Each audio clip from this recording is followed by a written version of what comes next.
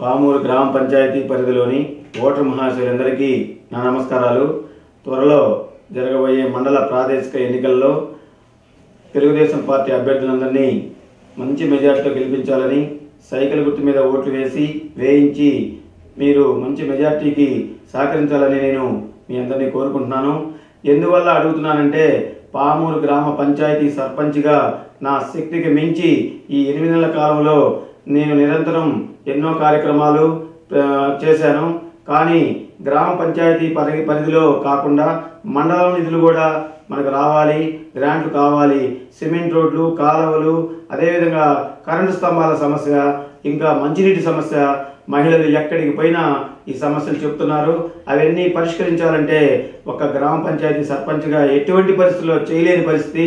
మీకు గ్రామ పంచాయతీలో అంత బడ్జెట్ లేదు కాబట్టి ఖచ్చితంగా గ్రామం అభివృద్ధి చెందాలన్నా, గ్రామ సమస్యలు పరిష్కరించాలన్నా, మహిళల బాధలు తీరాలన్నా మండల స్థాయిలో ఉన్నటువంటి ఎంపీటీసీలందరినీ గెలిపించుకోవాలి. అదేవిధంగా త్వరలో జరగబోయే ఎమ్మెల్యే ఎలక్షన్స్లో కూడా తెలుగుదేశం పార్టీ అభ్యర్థి అయిన కదిరి బాబురావుని గెలిపించుకుంటే పామూరుని అంగాంగ సుందరంగా తీర్చిదిద్ది ప్రజలకు ఎటువంటి సమస్యలు లేకుండా గ్రామంలోని అన్ని మట్టి రోడ్లను సిమెంట్ రోడ్లుగా మార్చడానికి నాకు అవకాశం ఉంటుంది. అదేవిధంగా డ్రైనేజ్ వ్యవస్థ అస్తవ్యస్తంగా ఉంది. కాలువలో నీళ్లు అక్కడ కదలటం లేదు. వాటన్నింటినీ సరిచేయాలి. కొత్త సైడ్ కాలువలు కట్టాలి. మంచినీటి సౌకర్యాలు కూడా సరిచేయాలి. సుమారుగా 6 అడుగులు 7 అడుగులు గుంతల్లో దిగి నీళ్లు మహిళలు పట్టుకుంటున్నారు. చాలా బాధగా ఉంది. ఇలా బాధలన్నీ తీర్చాలంటే కొత్తగా పైప్ లైన్ సిస్టమ్ మార్చేసి చాలా కోట్ల రూపాయల నిధులు తీసుకొచ్చి చేయాల్సిన పరిస్థితి ఉంది.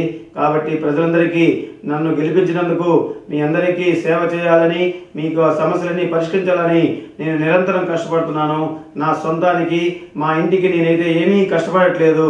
కానీ ప్రజలు ఇచ్చిన ఈ అవకాశాన్ని సద్వినియోగం చేసుకోవాలని, పామూరు అభివృద్ధి చెందాలంటే తెలుగుదేశం పార్టీ సైకిల్ గుర్తు మీద ఓట్లు వేయించి మంచి మెజార్టీతో గెలిపించి నా చేత జరగబోయే 4.5 సంవత్సరంలో మంచి అభివృద్ధి పనులు కార్యక్రమాలు చేయించుకొని ప్రజల సమస్యలన్నీ పరిష్కరించుకోగలరని, ఈ అవకాశాన్ని సద్వినియోగం చేసుకోవాలని పేరున తెలియజేస్తున్నాను.